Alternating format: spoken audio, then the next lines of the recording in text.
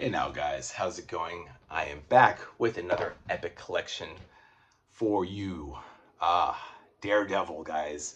Dead Man's Hand, Volume 16. Uh, knee deep in the 90s right now, 1992 to 1993. We've got D.G. Chichester doing the writing. Oh boy, what do I have to say about D.G. Chichester? What is up with this guy, What is up with this guy, guys? D.G. Chichester seems to really love hearing himself speak, especially in the narration boxes. I don't know what's up with him as far as, he's doing the Stan Lee thing where he really likes to use a lot of verbiage, a lot of dialogue. And I understand, he's trying to be evocative, he's trying to create a mood, being pulpy, noirish, especially with someone like Daredevil. It's cool. But, I guess I'm used to it being very quick and easy and streamlined. And D.G. Chichester has no idea what brevity means. So, but I just got to soldier on through, guys. I kind of understand why everybody's like D.G. Chichester. Yeah. He's doing the thing that Stan Lee liked to do back in the 60s, and even Roy Thomas soon after. So, it is what it is. But D.G. Chichester, he likes to narrate a lot and not really have the heroes talk as much. And if they do, he seems to position the boxes, the narration boxes, to go right next to the dialogue. So when I'm reading it, I just don't know what to read first or second. So I end up reading a panel over like at least 3 times. Imagine that. Imagine reading, rather than it being just a nice, quick, easy read, I have to read the same dialogue 3 times just to make it compute or make it make sense. If that makes sense, guys. D.G. Chichester is really difficult, and I really gave him a chance to, without judging. But I see now, yeah, he's not a very good writer. He's not a bad writer. He just doesn't. He likes to expound a lot and use the medium of pulp. I think he's more of like a crime writer, like for novels, right? Doesn't he write novels? I don't know, but he seems to want to transfer it to comic books. And while some people do it well, like Don McGregor, others like D.G. Chichester are very heavy-handed, and it doesn't work. It doesn't work. It becomes a chore to read a Daredevil comic book written by D.G. Chichester. I remember in one of the Wolverine books, I think it was Inner Fury, probably Volume 6, Inner Fury, he wrote that story, and I just was like, I have no idea what the fuck is going on in this story. I have no clue. So, and that's what's happening with Daredevil. But the theme is pretty general, pretty basic. If you can get past the actual dialogue itself and the actual thing that Chichester does, which is just a lot of talking, it's a pretty good story. I mean, Kingpin has now fallen from grace, and everybody wants a shot at his empire. The Owl in issues 301 to 303 wants a piece.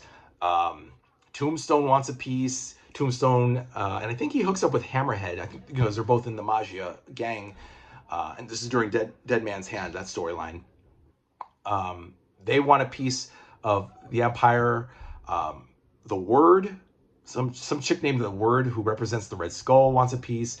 Andreas and Andrea von Strucker, otherwise known as Fenris, the twins of Baron Strucker, want a piece. His other son, Werner von Strucker of Hydro, wants a piece. There's also Mr. Tulliver, who, those of you who are familiar with X-Force, was a big fucking douchebag. Mr. Tulliver, yeah, was a thorn in X-Force's side, Cable and X-Force. Deadpool also makes an appearance working on behalf of Mr. Tulliver. Who else? There was just a lot of people. The Slug from Captain America. I remember him from the 80s stories of Captain America, because Nomad wanted to kill him and he never did. There's just so many things are happening. All this happens in Las Vegas. Daredevil, the Punisher, Nomad, they all go over there. Foggy ends up there because he's representing the mob there accidentally. I was gonna say incidentally and coincidentally, but I think it's more accidental. They didn't know, like, oh shit, Matt, sorry, we're representing the mob here. I didn't know. They seem like good guys to me. Microchip shows up. Microchip and was it Mickey Fondozzi? Fondazzi? No, Fondozzi. Fondozzi. It's Italian. This former mob guy turned good guy, ally of Punisher. He's a big goofball though. Boy, I wish they would release some of the Punisher War Journal comics. That would be really cool. Or Punisher at all would be nice. But overall, the stories are really good. Nothing really great. I think this is now the point, guys, where Daredevil is going to start downsliding. I think we've already reached the end of the golden era. I think we've had for a while. I like Innocenti's stuff. And I don't want to say DG Chichester is to blame, but there's a reason why after issue 380 in 1998, 1998, Daredevil got canned, because if you weren't X-Men or Spider-Man, nobody was really reading you back then. So, oh yeah, and the last two issues, 310 and 311, were Daredevil fighting Calypso and the Nameless One. I remember Calypso, I think she was the girlfriend of Kraven the Hunter, Mariah Crawford from the cartoon. Yeah, it was more voodoo, hoodoo stuff. I just don't care about that. It doesn't seem like a Daredevil type story for him to deal with voodoo and the undead and supernatural stuff. You know, Daredevil needs to be street level. Fight hitmen, fight crime. Oh, I forgot to mention in Dead Man's Hand, Nomad has a little baby Bucky. So then Punisher has to fight this street gang called the Praetorians. It was pretty cool. It was like a shootout. You could tell, what was it? Fabian Nicieza wrote Nomad and Chuck Dixon wrote the Punisher War Journal stories. But it was like a lot of cowboys and Indians type stuff. A lot of standoffs and what do they call it? The Mexican standoff or Italian standoff. It was some fun stuff. So whenever you think, oh, DG Chichester, God, even saying his name is annoying. This guy who wrote Daredevil, we'll just call him this guy, DG, okay? Just when you think it's going to be bogged down, the storyline, especially when it's a 9-part storyline, Dead Man's Hand. No, you got Nicieza and Dixon to bring it up. Oh, and those issues go by so fast. Nomad and Punisher War Journal. Whereas Daredevil's a little bit, if you got 30 minutes, you know, you might get through it. While the other ones were like 10 to 15 minutes. Seriously, that's how fast it was. What else? Oh, Annual 8. There's also Annual 8, which was part 2 of a 4-part, you know, the whole crossover between annuals. Not all of them are collected, just part 2. So it's called The System Bites, and it starts in, what was it? Punisher Annual 5, which has not been released. So that should be released with Volume 6 whenever that comes out. Who knows?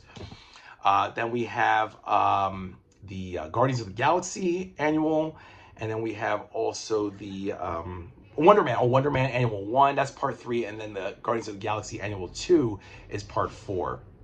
And that's all part of System Bites. But all we get is part 2.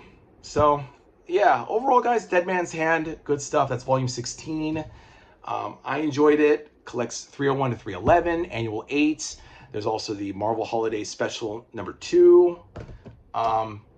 It's all pretty much 1992, and that holiday special is 93, January of 93. So, you know, yeah, but let me know what you guys think. I'm now going to starting tomorrow, Into the Fire, which is volume 17. So we're moving into 1993 to 1994. Still with this guy, Chichester. We have Frank Miller. Ooh. Let's see, Frank Miller, Scott McDaniel, and John Romita Jr. Nice. And that's going to be Daredevil 312 to 318, Annual 9, Daredevil Black Widow Abattoir, and Daredevil The Man Without Fear, number 1 to 5. So, nice. And check that out. We have some kind of vampire bitch back there. The Man Without Fear's Painful Past. So I'm going to check that out, guys. Volume 17, like I said, Into the Fire, a new book that just came out. Why did this crease? Oh. All right. Yes, and it's $50, guys. This came out, I think, last year. So Or was it earlier this year? I forget. All right, but this is the next one, guys. Into the Fire. All right, guys, let me know what you think in the comments down below. Better review, I think, right? Happier. My batteries are recharged, so let me know what you guys think, guys. Thanks. Bye.